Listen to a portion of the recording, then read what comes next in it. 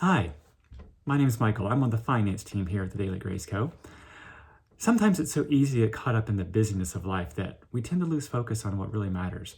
And so today, as we approach Easter, I want to invite you to pause with me to reflect on who Jesus is and what that means for us.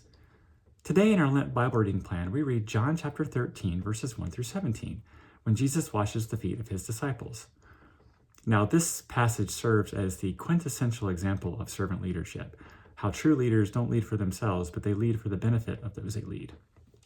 But there is something else going on here that I think it's important not to miss, and we find it in the exchange between Jesus and Peter in verses 6 through 8. Peter basically says, Lord, you will never wash my feet.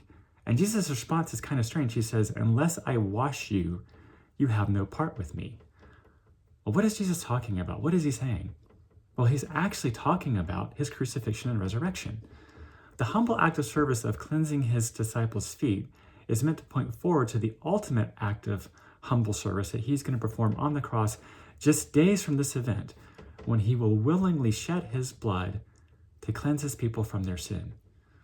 Now, Peter doesn't understand this now, but he will when Jesus rises from the dead.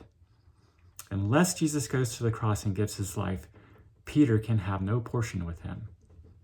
One of the key takeaways for us is to realize that the only way that we can come into Jesus' presence is through his humble act of service on the cross. We can't do anything on our own.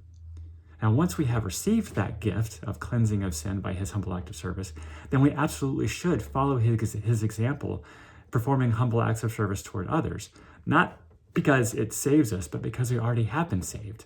And our humble act of service points others to the ultimate humble act of service that Jesus performed for us on the cross.